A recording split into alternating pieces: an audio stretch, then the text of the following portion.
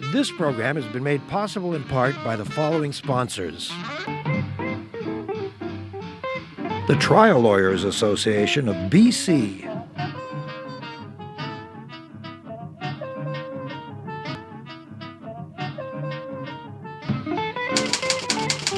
The Vancouver Courier newspaper.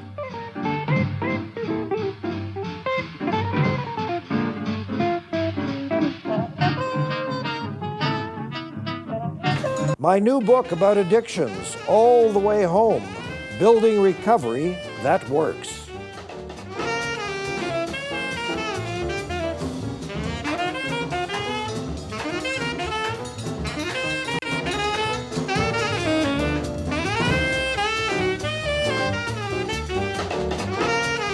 God forbid this should happen to you. You have a wonderful, lovely child of whom you are rightfully proud.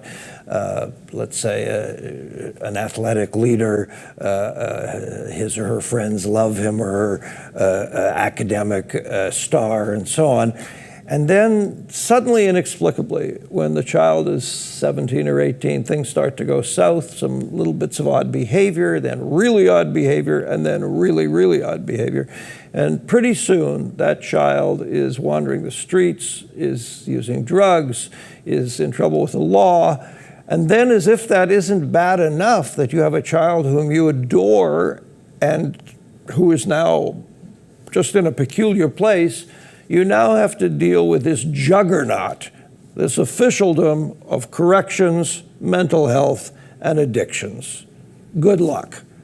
Hope it doesn't happen to you, but it's happened to our guest, Gord Bilo, whose son, Brian, has been in this struggle, as has Gord and his wife, for a dozen or so years now. At least, probably 15 years now, David. Wow. Tell us the story. Tell us about Brian. Well, Brian is, he's the son anybody would want. Certainly growing up, he was the leader of his pack. He was quite involved in sports, district level soccer player for at least eight years, representing South Surrey and Delta. Just a wonderful kid. It would have been a privacy thing, but I should have shown the folks his photo because he's the most wonderful looking guy. He's now 30-ish? He's 34 now. Yeah, and he looks great. He looks great. Yeah. He's quite young in mind, if you will. Yes. But that's very typical of individuals who have had bouts of psychosis in younger years. They tend to get kind of landlocked in that yes. age group. Yep. Because psychosis, when it happens, really does disable the individual's insight, ability to comprehend, and so on. Tell us the first signs of oddness, and then how quickly that escalated to situations where he was endangering himself. Well, I think in hindsight, and of course yes. my hindsight is 20/20, sure. As usual, but what we remember in the early days, the early onset we call it, his attitude of getting up in the morning to get to school all of a sudden started being reduced, where he'd be sleeping in or he wasn't that excited to go to school anymore. We also noticed that he'd say things, if something happened, his response to what happened wasn't necessarily appropriate for the incident. But a number of symptoms when young men are having first bouts of either mental illness or symptoms of mental illness, we tend to chalk it up as parents to typical teenage behavior, and it gets lost in that struggle. As the same thing happens in education, yes, with teaching, where teachers are not, they just don't have any mental health training, so little Johnny in the front row who's acting up, they just think little Johnny's just one of those kids. Yes. But if we had known what we do now about mental health and symptoms of different illnesses, we would have recognized way earlier that our son is actually exhibiting early signs of mental illness. And at what point did someone presumably a psychiatrist or a doctor. At what point did someone say, folks, your boy is schizophrenic? Well, I think that my first big wake-up call was for the millennium. My family and 3 kids and so on, we went to Costa Rica for a family vacation, and we were able to pull off about 2.5 weeks. We had a wonderful time, but I did notice that Brian was saying things that didn't make any sense down there. Yes. And so a couple of months passed, and it was March of 2000 when Brian came to my wife and I in the living room and was holding his head. And he was saying, I can't take it anymore, Mom and Dad. Oh, the voices won't go away. Oh. And of course, we were freaked out as parents because, you always think that severe mental health issues or even some of the simpler ones are going to happen to, the kid down the road or of course. And you've got all these preconceived notions that are wrong. It's happening to our son. And we called our doctor at the time, Gord Bilo, who's a very good doctor in the city here, and she had treated Brian as a youngster. And we told her what was going on with Brian, and she basically gave us instructions as to how to get Brian admitted. And instructions that we would not have thought of, but little tricks to make sure your child gets over what I call the ER wall and is in fact admitted. Admitted to what? Admitted to emergency, first of all. And then? And then once he's admitted to emergency, 3 people have to examine the client to assure that they're admissible under the Mental Health Act of BC. So his first admission was around 18 years of age under the Mental Health Act at Peace Arch Hospital. And for me, it was a real shocker. My wife couldn't go. I took Brian to the hospital. I did get him in. And then, of course, they were injected with all sorts of different medications to stabilize the individual. But from that point on, what you just said is scary enough, and I'll tell you why. Because one of my best friends has 3 children, and one of them is schizophrenic. She's now in her 50s. But it took them years, Gord, to find the right combo of meds that would work. And it's scary for me to hear that, Brian was suddenly injected with something, because to be honest, I don't believe that people know up front what's going to work. They have some ideas. They have no idea. Their mandate at the hospital that day was to stabilize. Right. So he didn't even know what day it was. He didn't know what time it was. Right. He was scared, obviously. That's a natural emotion, as was I. Yes. But then all of a sudden, he's being moved up to what's called the psychiatric assessment unit. And this is a lockup facility, very few beds, where they work with the patient for up to 30 days to try and figure things out. That was a very scary time for me because here's your son, he's been taken away, he's going to the mental place. Yes. And you don't know what to do. You have no history of training. Although we're going to get into this, this issue of privacy and so on in the second half of this conversation. During that first phase of getting Brian into that unit, were you locked out? Were you welcomed? Were you asked to participate?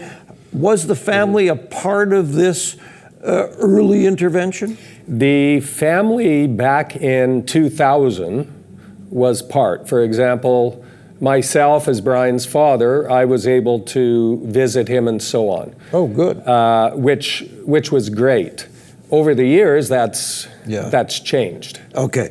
At what point did Brian start gravitating towards the street and or pick up his cocaine habit and so on? My understanding from studying this story is that he did steal, but he wasn't bank robbing. He wasn't breaking into people's homes, but he was stealing little bits and pieces. Yeah, of things. Little bits and pieces. I think probably about 3 years after his first onset. He started experimenting with other drugs. Okay. He doesn't smoke marijuana. Right. And the reason he doesn't smoke marijuana is because it sets off psychosis.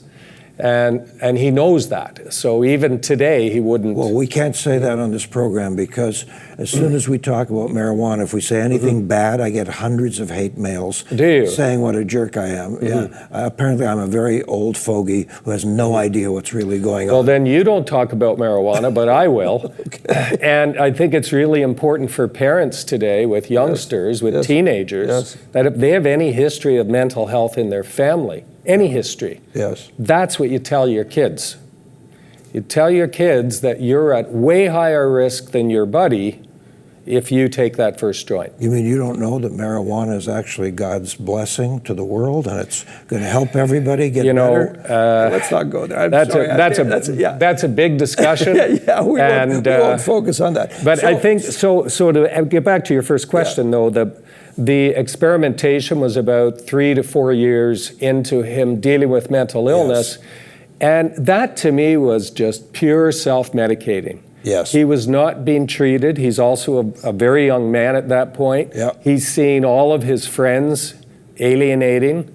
So he's losing his core group of friends because he's a little different. He was a popular kid in high school. Very popular. And all of a sudden everybody's going to university and they're having jobs and they're getting girlfriends and he's wandering around in a desert. Yeah, that's right. Nightmare. Yeah. And the first time he was arrested, I believe he was hungry, he was homeless.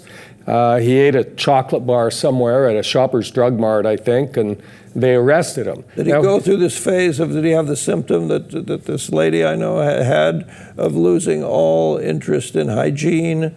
When he's homeless and just surviving on the street, he's still quite interested in his look, but his look gets pretty wild. Yes. I mean, fashionistas might say, man, that guy's way ahead of the curve. But, you know, he puts together outfits that, No, I know. I met a woman and her son at a cafe in the downtown east side just a few months ago at her request, and that boy was pretty far out.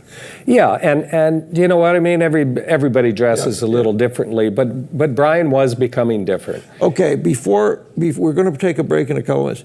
Meanwhile, you've got 2 other kids and you've got a loving wife and a loving mother. Talk about the impact. People think this just happens to the child, but the truth is, it almost destroys a marriage and a family, doesn't it? Well, currently 54% of families of married couples with a child with severe mental illness break up. Really? They implode. Yes. My wife and I went through several times when this was just so much, and she was starting to break down, I was starting to break down, and of course with 2 other kids in the family, they're not getting the attention they need, so they're at risk of strain. And you're having these moments in the kitchen where you're saying, I think this should happen, and she's saying, because she's coming from a different place, I think this should happen, and suddenly the 2 of you are fighting. And suddenly the 2 parents are fighting, not doing anybody good, and we felt very alone. We still do. You know, I've basically, my family has basically watched their brother or our son deteriorate over so many years. And when you have what's called concurrent disorders, where there's mental health issues and any type of substance use or addiction, that's the perfect storm. Okay, so we'll stop on that note. When we come back, we're going to talk about where Brian is today, which is in a relatively pretty good place compared to where he's been. But mostly we're going to talk about that wall of bureaucracy that is fouling up this story so badly. All right, quick break, folks, and we'll come back to Gord Bilo in a minute. Your opportunity to send us a note, davidberner.com is the site, and also the opportunity of those lovely folks who support us to say hello here on Shaw Community Television Cable 4. Back in a sec. This program has been made possible in part by the following sponsors.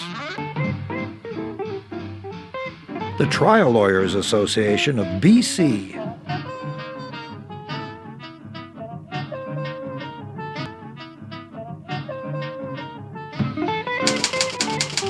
The Vancouver Courier newspaper.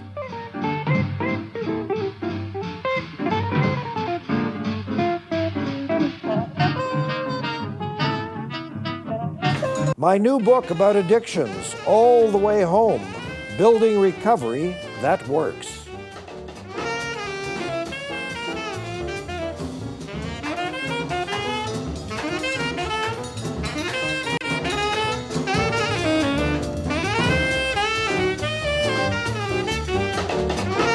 Our guest is Gord Bilo. Mr. Bilo and his family have been struggling for 15 or so years with a son that they love, but who is schizophrenic and then picked up substance abuse issues and so on. And if that isn't bad enough, then what comes into play are the bureaucracies called corrections, mental health, and addictions, and then it just exacerbates the whole nightmare. Mm-hmm. You have said in interviews, and I quote you, health authorities' policies prevent the treatment to the seriously mental ill. Yes, I have. Spell that out, please. Well, I believe, first of all, that individuals who work within healthcare are genuinely concerned about people. Of course. I believe that they've studied that. They've taken her out to become a nurse, for example, and their mandate is, in fact, to help people. Right. But the bureaucracy of healthcare, the bureaucracy of health authorities, whereby they have unspoken rules, some written, how they treat this population group. This is our most vulnerable population group, individuals who lack the mental insight to live like we get to, and who struggle with substance use issues or addiction. It seems to be health authority does not recognize addiction as an illness yet.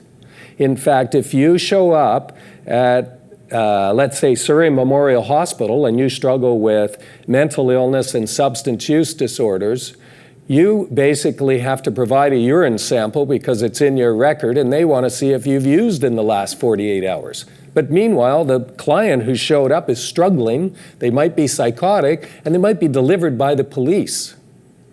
To me, those types of things are an impediment to best practice. I think it's very interesting that you use the phrase, there are these rules, sometimes written and sometimes not. Mm-hmm. Joseph Heller became world famous with a book called Catch-22, mm-hmm. 60 years ago.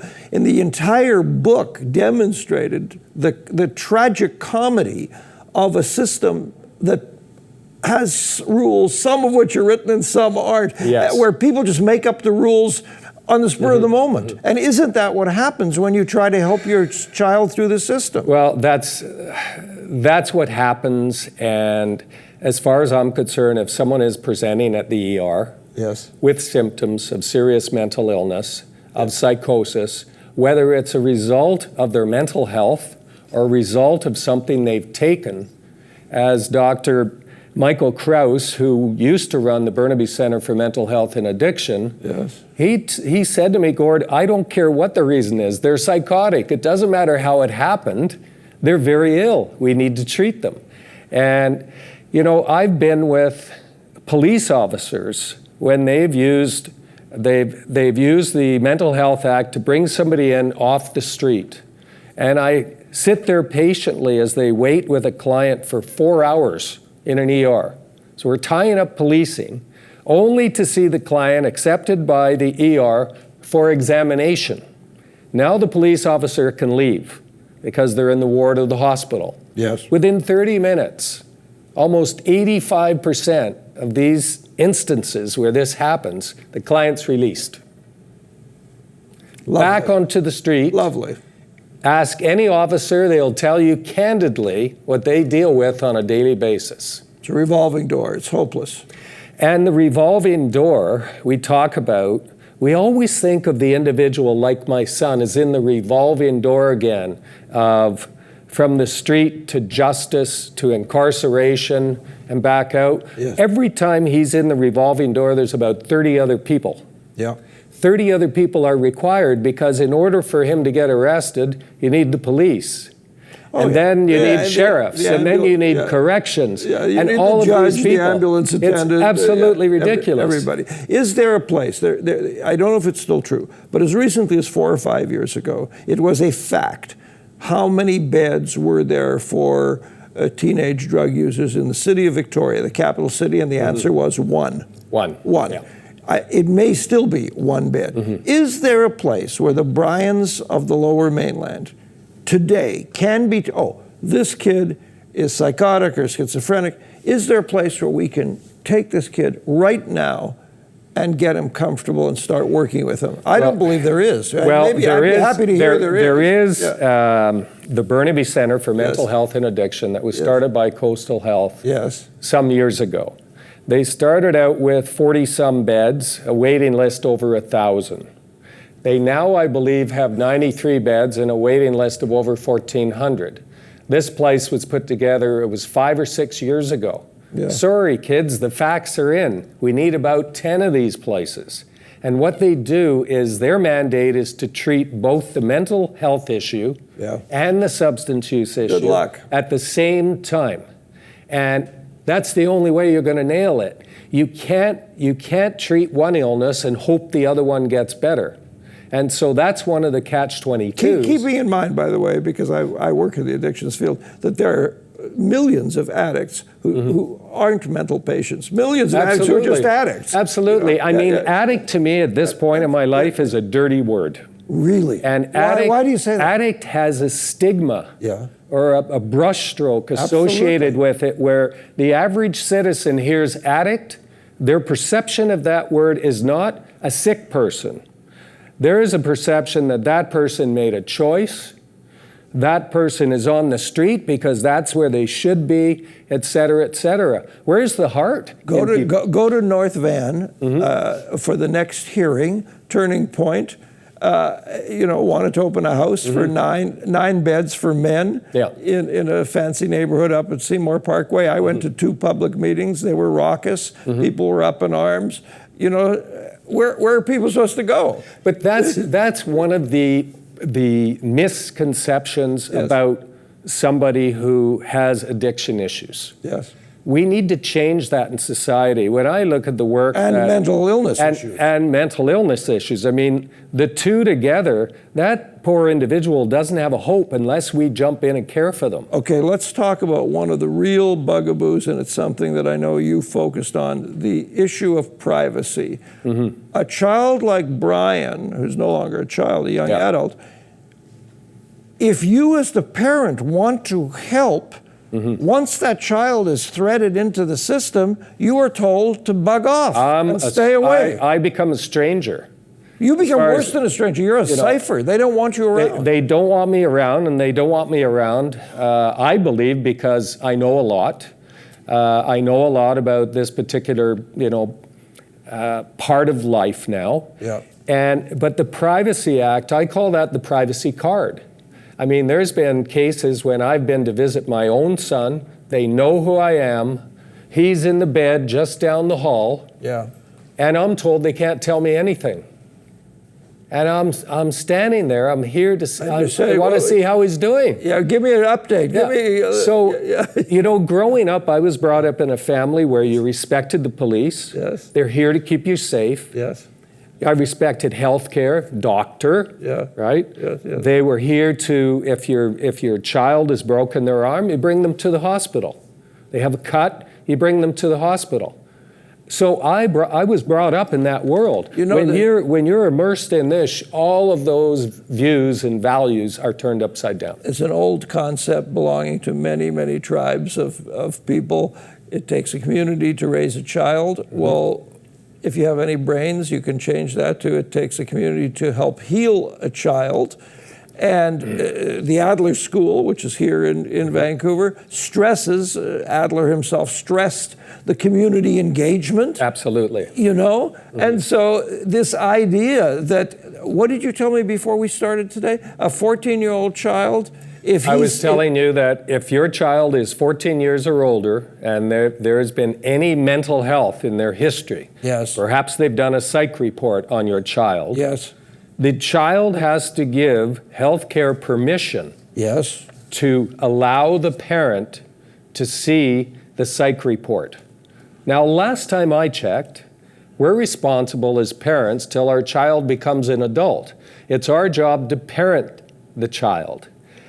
Something as critical as a psychiatric assessment I need my ill son's or my ill daughter's permission to look at it. How am I supposed to parent? But we became obsessed in the helping industries. For minors? We became obsessed about 20 years ago, 30 years ago with this phrase, client-centered work, but which is fine. We understand the impetus, but we've gone overboard. Absolutely. So that, you know, this poor little 14-year-old who's losing his or her mind is suddenly a god, and they're going to make all the decisions. Well, and it becomes quite a disadvantage for that young man or girl who are having early onsets. Perhaps they've asked This to have is your fault, isn't it? You beat them. You were miserable to them. Well, and that's bicycle. wrong. You know, I believe all babies are born good. Yeah. Things happen along the way that individuals choose a certain path. But in this particular case, what I'm finding is healthcare and justice have both missed the boat on a growing problem. And you've talked about, we just have a minute left, you've talked about community courts, and I think that's a great idea, but I just want to warn you, we've tried drug courts. None of these things work if they aren't carried through. They must be carried through, right through to the community. Exactly. And the community has to be there to accept individuals. NIMBYs we have, I'm sorry to do this, we have a minute left. Without naming specifically where Brian is, he's in a kind of better place at the moment. Yes. What's good about where he is right now? What's good about where he is he's surrounded by individuals who are in a similar space that he's in. The group of management running this place, it's private, it's basically driven by heart. And he's distanced away from the environment where all the triggers are. And he's accepted. And he's accepted there, and he's loved there. Good. They think he's a rock star. It's a tough thing you're doing, but keep up your advocacy. It's so important. Not just for Brian, as you know, for everybody. I will, for many people. It's wonderful, Gord. Thanks so much. Gord Bilo. Okay, next week, is it really possible to have a $10 a day daycare? I hope that's true, but I can't understand how it's going to work, but our guest will explain that to us. Thanks for being with us here today on Shaw Community Television, Cable 4. Good night. Okay.